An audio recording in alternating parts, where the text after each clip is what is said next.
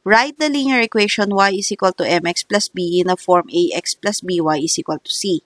So, yung mga given nating equation na naka-slope-intercept form na y is equal to mx plus b ay i-convert lang natin into standard form. So, pag sinabi nating standard form, we can write this as ax plus by is equal to c. Or, we can write this as ax minus by is equal to c.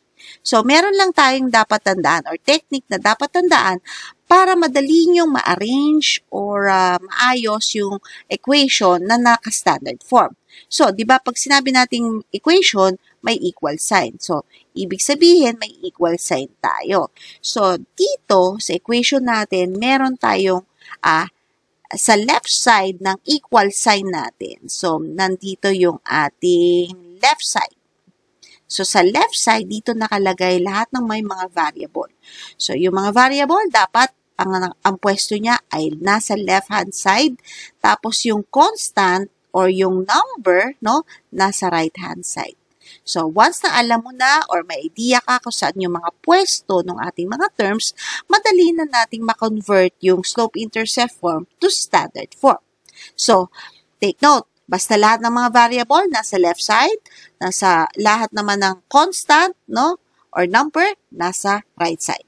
Okay, for example, we have here y is equal to 2x minus 5. So, sulat natin, we have here y is equal to 2x minus 5. So, una mong alamin saan yung constant natin. So, yung constant natin is negative 5. So, yung negative 5, dapat ang pwesto niya ay nasa right side, nasa kanan. So, negative 5. Ibig sabihin, yung kasama niyang 2x, no?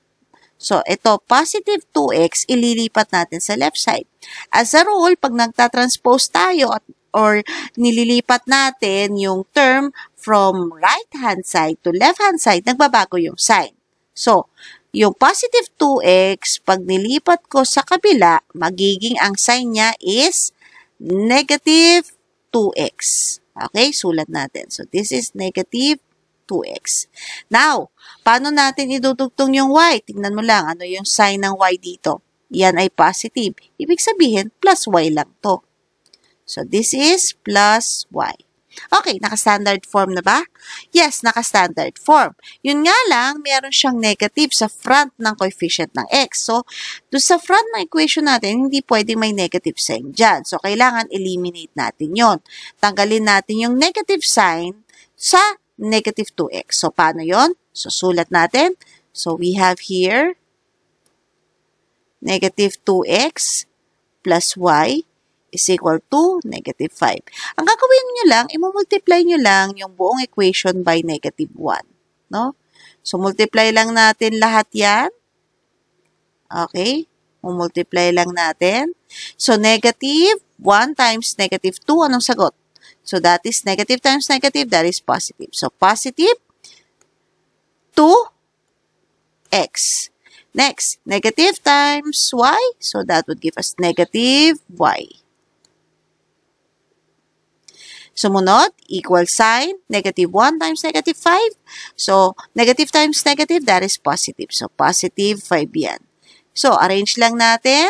So, we have here 2x minus, ayusin natin. So, we have here 2x minus y is equal to 5. So, tanggalin na natin yung positive side. So, tingnan natin kung the same na doon sa standard form. Yung ax natin, yun yung ating 2x. Yung minus by natin, yun yung minus y. Tapos, yung constant natin ay yung 5. So, ito na yung standard form natin ng equation number 1. So, this would be our answer. So, 2x minus y is equal to 5.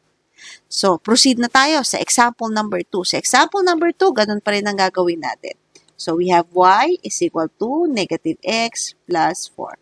So, equal sign, no? Dapat hanapin mo yung constant. Yung constant natin ay 4. Ilalagay mo lang sa right side lagi yung 4. Ngayon, Yung kasama ng 4 na negative x, ililipat mo lang siya. So, ang sign ng negative x, pag nilipat mo, tinranspose mo sa kabilang side, magiging positive x. So, sulat natin, positive x. And then, paano natin idudugtong yung y? Tingnan mo lang, ano bang sign ng y? Ang sign ng y dito ay positive. So, plus y lang ito. So, lalagay natin, that is plus y. So, ayusin natin. So, we have here x plus y is equal to 4. So, i-check na nga natin kung the same na sa standard form. Yung ax natin, yan yung x or 1x yan. So, x na lang. Yung plus y natin, yan yung plus by natin or plus 1y natin yan. Tapos, yung constant natin is yung 4. So, the same na. So, same format. So, this would be yung ating standard form for example number 2.